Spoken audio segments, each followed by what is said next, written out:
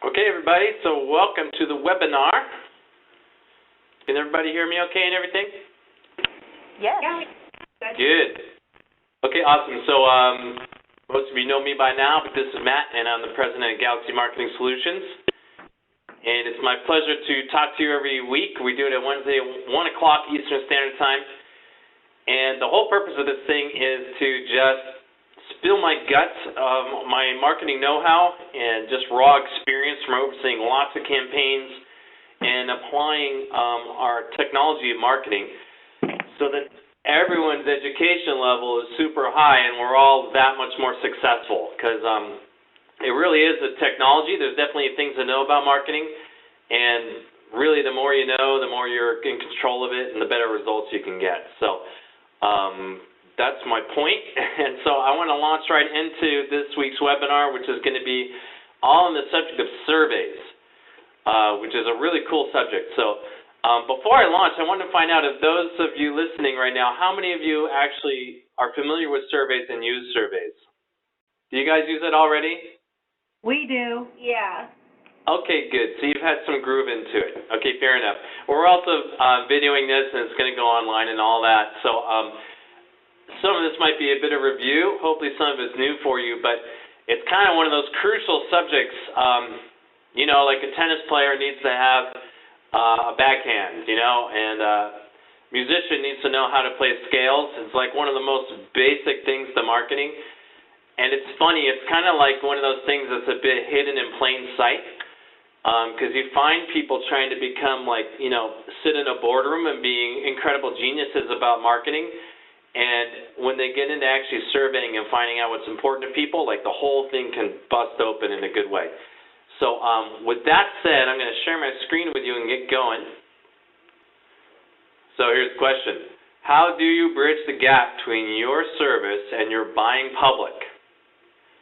And this is really a thing, because the people, you know, there's like a lot of brilliant people out there, and, you know, even beyond the realm of dentistry or healthcare, just people with some brilliant ideas, and some of them succeed in bridging that over to their buying public or investors or whoever they're trying to contact to really make their idea go.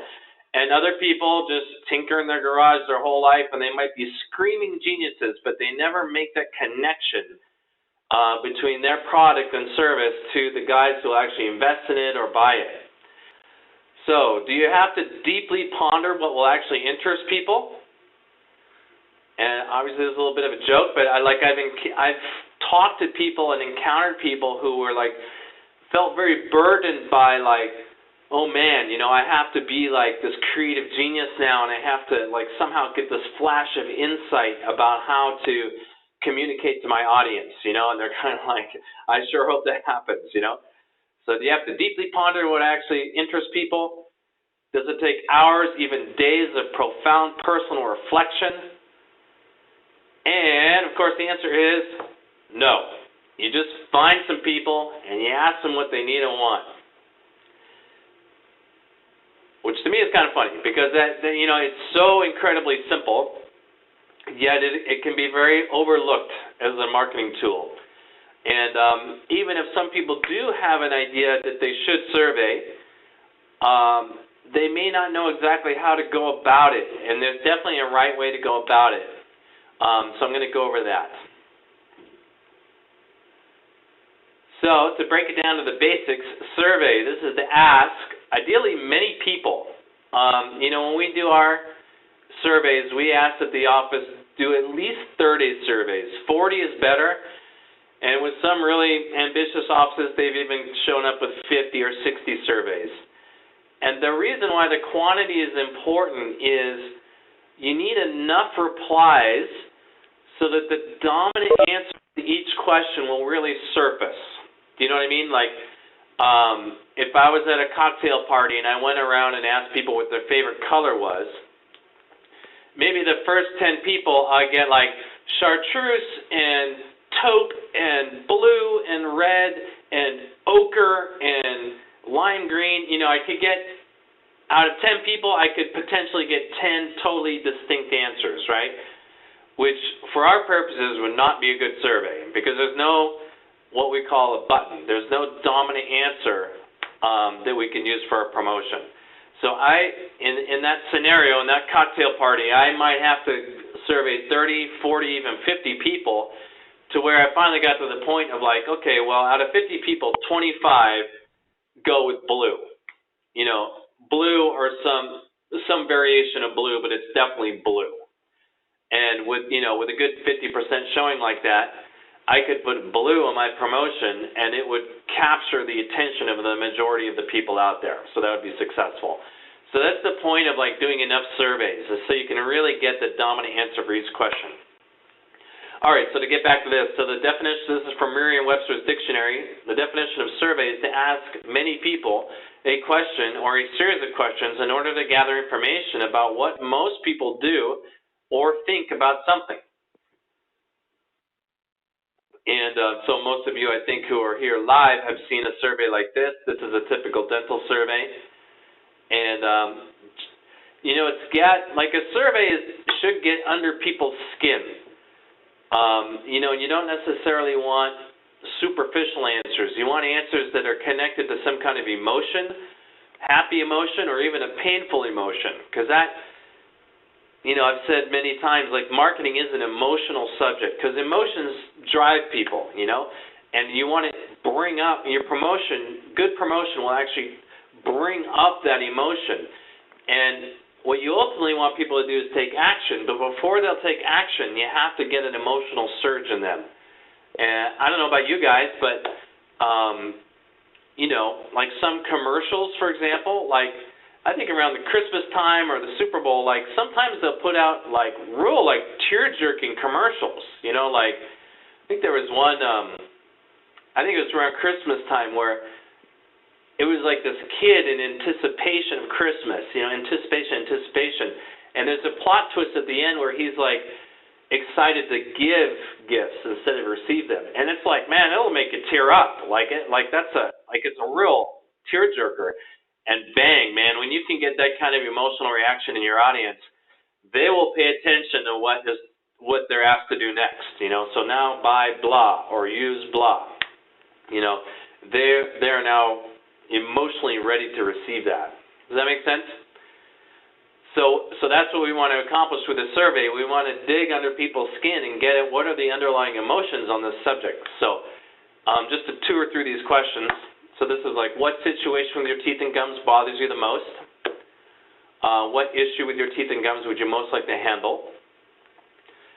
And right there, those could get, the guy has something that he knows is like bothersome, like his gums bleed, or he's missing a tooth, or, something that's actually affecting his life. Like, if he really is honest about that answer, that is going to come out, and that's going to be some really good data you can use on your promotion.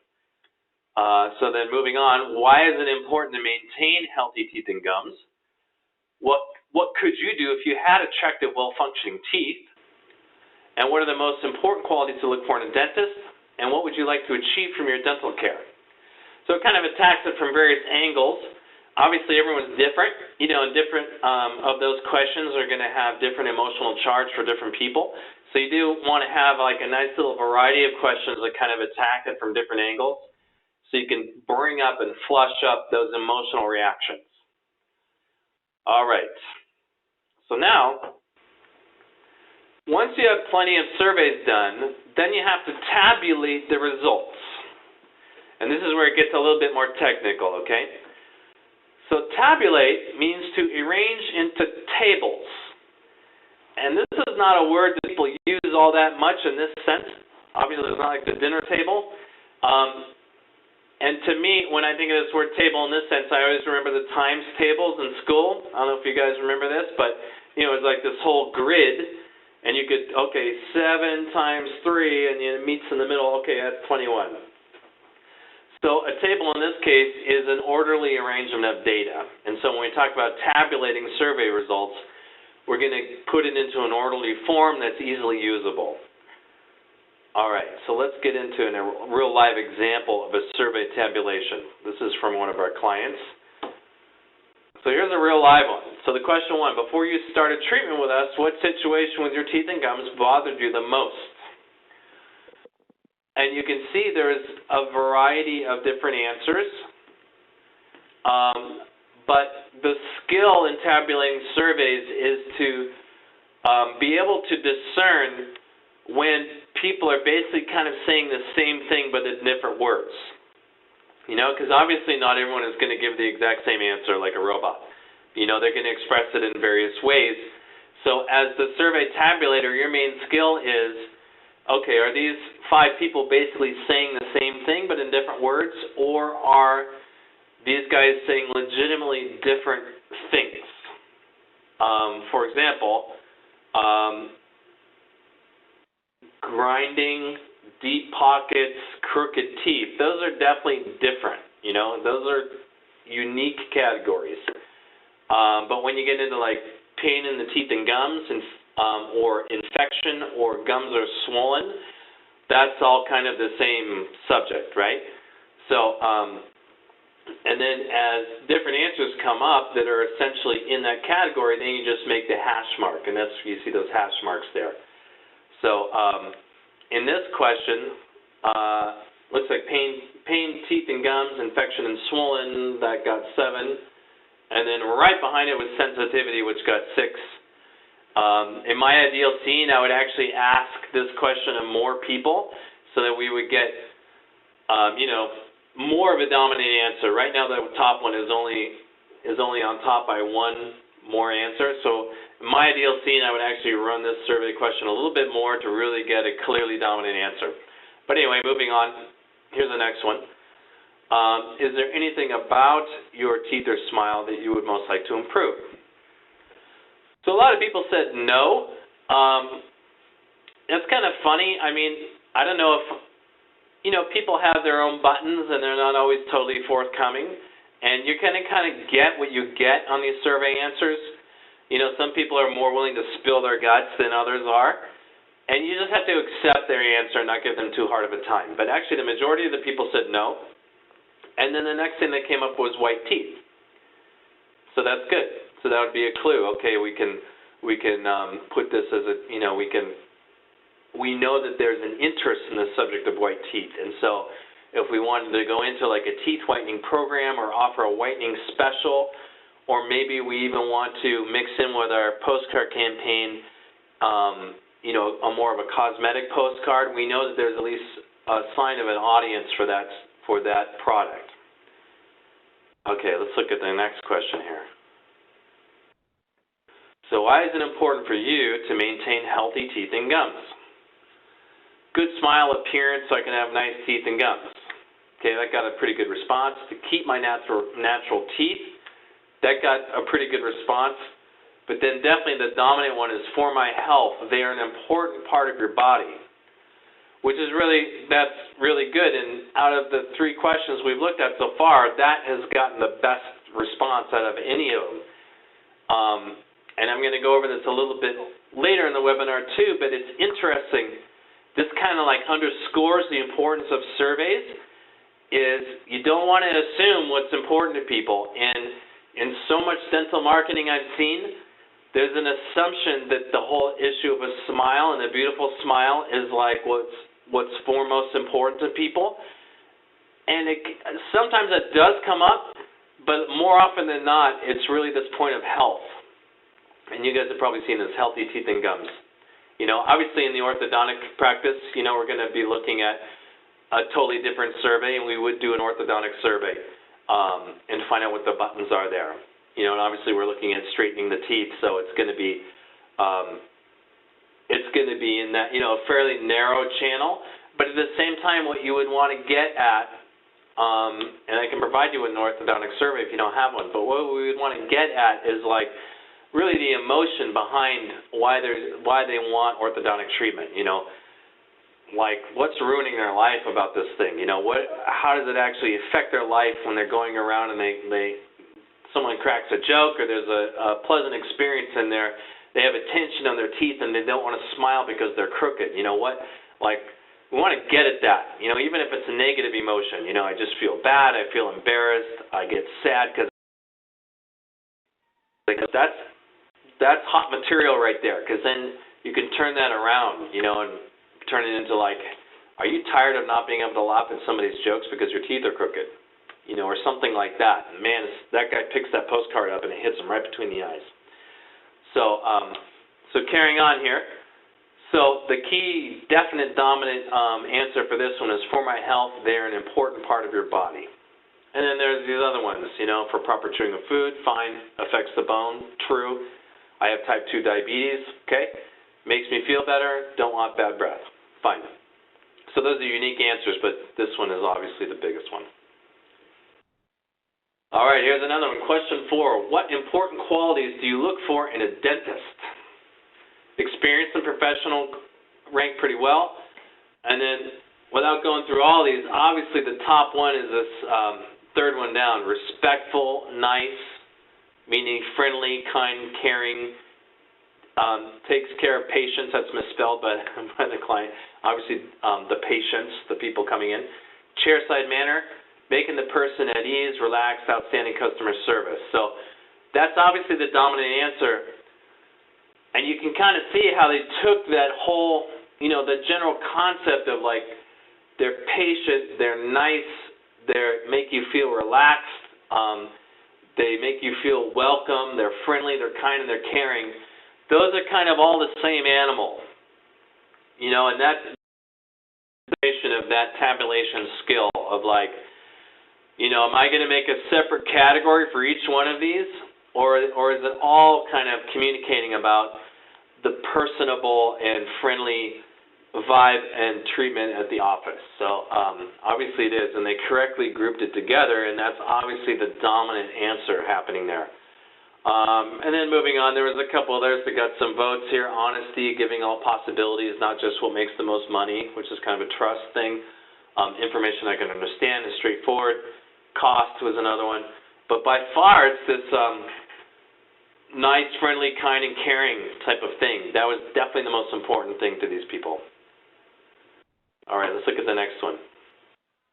So then, what I've been describing are buttons, which are the dominant answers to the surveys.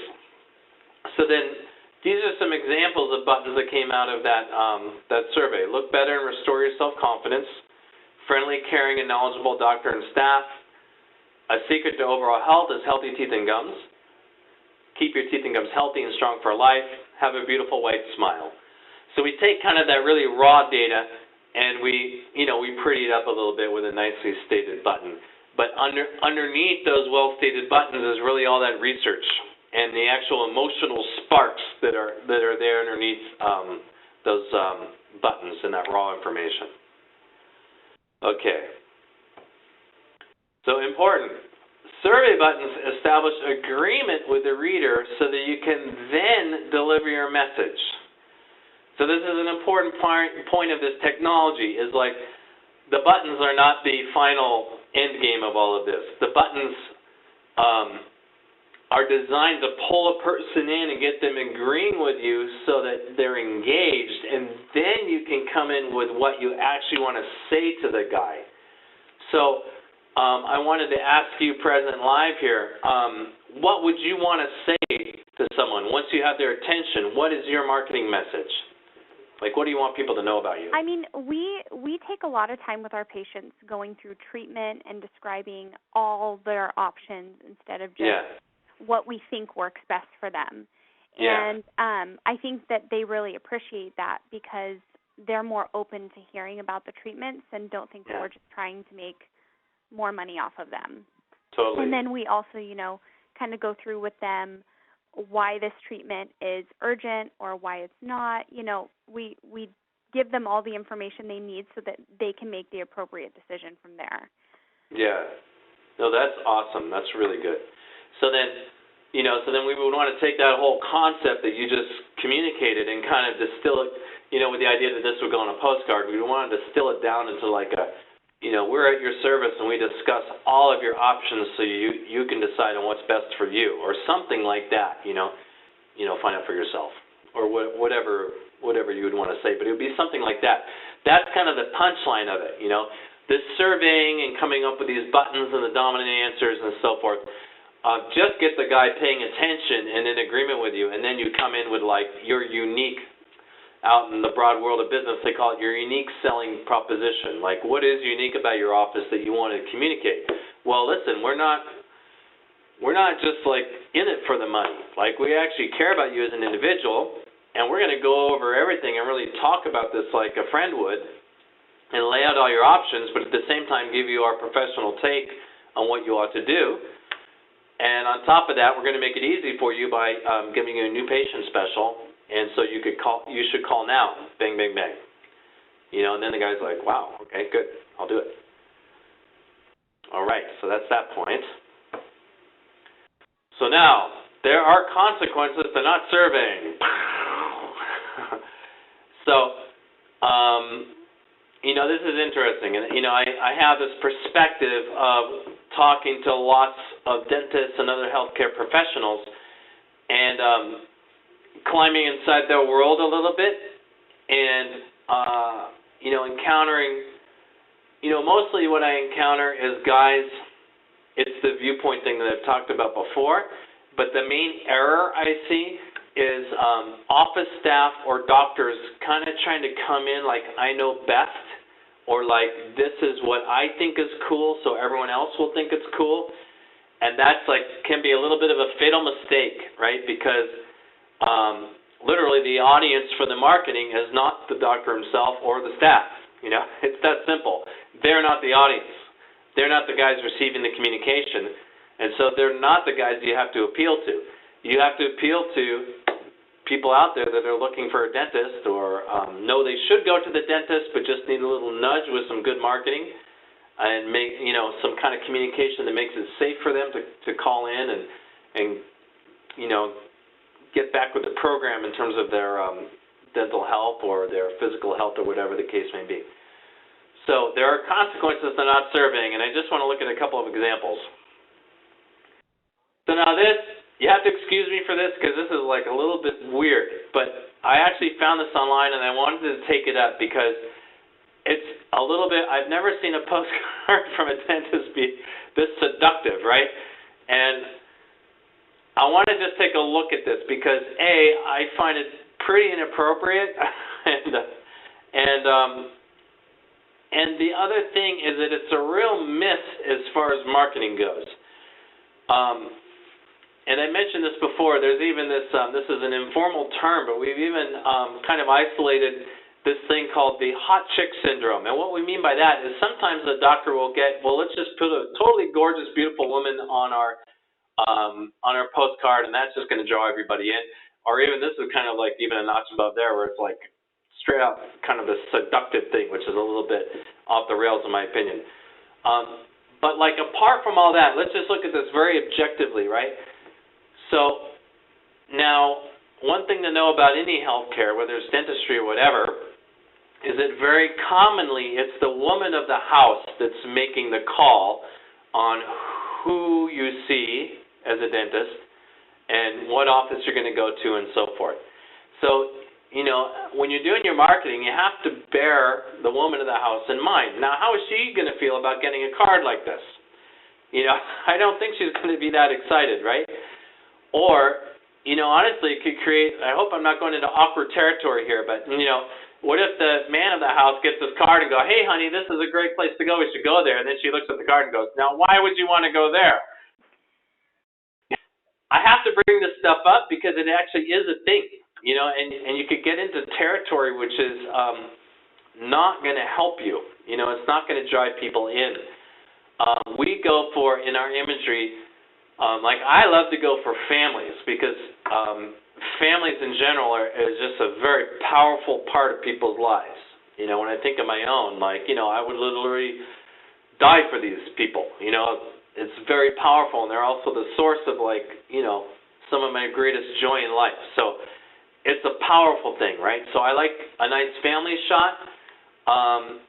Usually we send out 2 postcard designs in any campaign, so I like to have at least one family shot, even 3 generations, kids, parents, and grandparents. So everyone's included, and you're really covering a real wide array of people. And then depending on the demographics of the area, I might include, if there's young professionals in the area, I might include a younger professional couple in their 30s or whatever. or what have you. But I just kind of wanted to, I guess I'm issuing this as kind of like a warning from my experience that like of this kind of thing, when it gets too sexy and that kind of thing, and actually we have seen these cards not work very well. And again, it's a point of survey. And in particular, the fact that the woman of the house is very often the decision maker for healthcare, and you have to consider what it would be like for a woman to receive this card. She's going to be kind of like rolling her eyes, I believe. I don't know. Does that make sense to you? Mm-hmm. Okay, good. I just had to bring that point up. So here's another one, which is a super nice picture, right? And this one is promoting a brighter, wider smile, which is nice. And I like the design, and I like the photo of that woman is very nice. But my only question would be, is it surveyed? Because this is kind of a go-to thing for a lot of dentists who are kind of shooting from the hip and not really surveying, is they kind of go into an assumption of like, okay, well, it's obviously the smile. And in some cases it is, but it really depends upon the survey results. As you might know, the main thing really that people wind up interested in is actually a healthy mouth. That's actually what they want, healthy teeth and gums. They don't want bleeding gums. They want teeth that are in great shape or at least repaired and that have that look decent, but their main thing is the health of it in our experience. All right.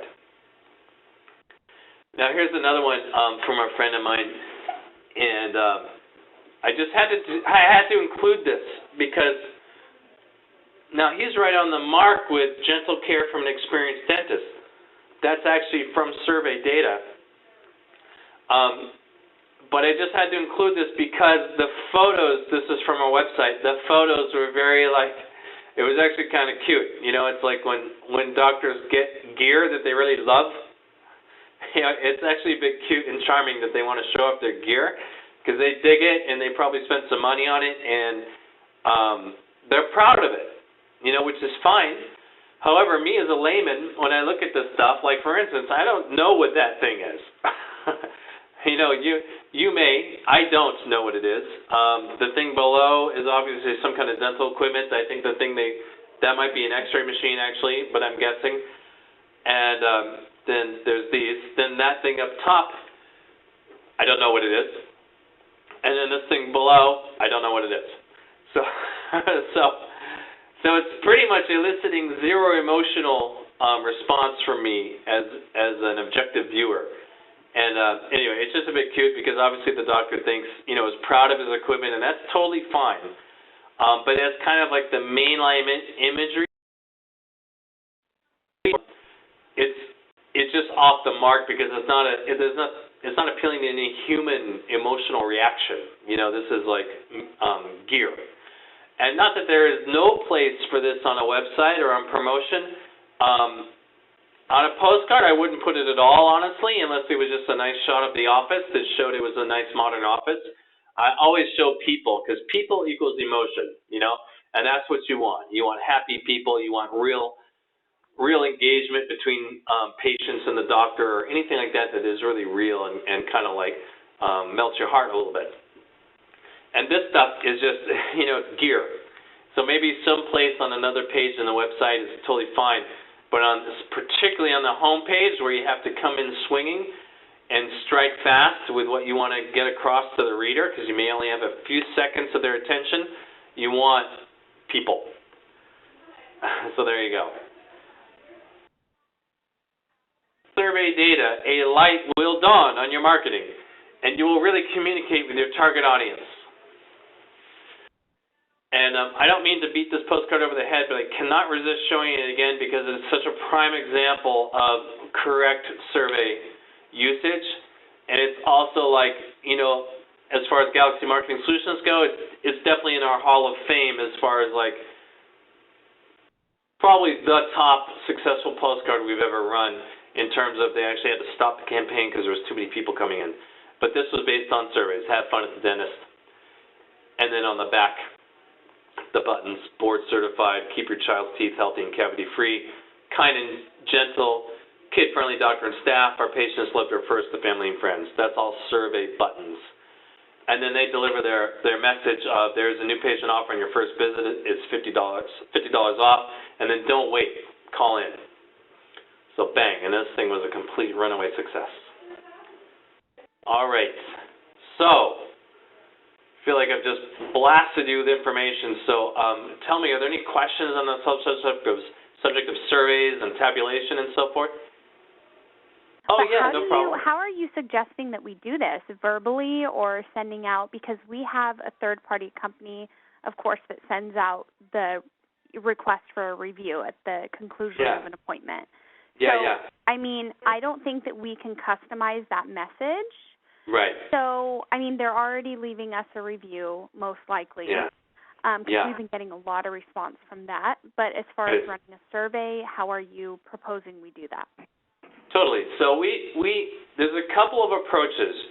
One requires a little more guts than the other one because you're going out into the world at large.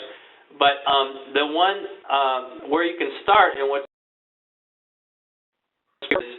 you do just an in-house written survey, and you do it on your best patients. And what we mean by that is the patients that you want more of.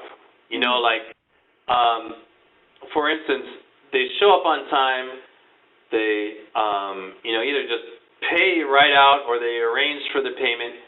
You know, there's no hang-up with the payment. They're cooperative, they listen to you, and so forth. Like, you want more guys like that because that's how you build a viable practice. So what you want to do is just get 30 or 40 surveys done on those kind of people. Then you're going to get what's important to that kind of category of people, and if you put that in your promotion, you know, it stands to reason that it'll what you want. So definitely it's kind of like a manual thing. It's done in the office, and you know, you can make it kind of smooth, just like, hey, would you mind answering a few quick questions before you leave, and just go bang, bang, bang. But one important thing about doing surveys is you don't want to shorthand it. There's a little piece of how you do this correctly is you want to get their answer as verbatim as possible, right? One error people can get into is a little bit trying to interpret the answer. So like, so if the guy, if you ask the guy, hey, what's the thing that troubles you the most about your oral health? And he says, well, I noticed that, after a couple of weeks, my gums start bleeding, and it just doesn't seem good, and so forth. And I don't know, that's what worries me. And when I floss, I have to floss all the time to handle it, and I'm worried about that. If the surveyor then said, oh, I know what he's talking about, periodontal disease, that's actually not what he's talking about. That's like an interpretation or a spin on his answer. The answer would be as verbatim as possible what he said, because that communication that he gave you is like directly from his universe. It's what's real to him and how he expressed it in his own words. So that's really valuable as far as promotion goes, because the more real, you want to put that back out in your promotion, and the more real it's worded, the more it's going to communicate to the guy reading it. Half the people, if they see the word periodontal, don't even know what it means. So you really have to take it in the person's own words as well as possible. And then, you just literally write down their answers. And if you like, I can survey, and you could just get those done on your guys, and so you can have it's just more like ammunition for any other promotion you do. Okay. And then the other way to do it is a little bit more nervy, and that's actually like going out into the street and getting some surveys done, which can be really helpful. If you elect to do that, it just depends on the area. Some areas are just super friendly, maybe the Midwest or even, the West Coast or even some East Coast. Other areas are a little bit rougher. So we recommend going out in pairs because it's just more fun that way. So you can grab someone you like to work with and go out in pairs. And then we recommend having something just as a gesture to give back to the person who pauses for a moment to answer your questions. So even if it's just like a toothbrush and toothpaste, just something, hey, would you mind answering a few questions? Here's a toothbrush. Oh, yeah, whatever, okay. And then you just go, okay, what do you most look for in a dentist? What concerns you most about your oral health? Blah, blah, blah. and then he gives you the answers.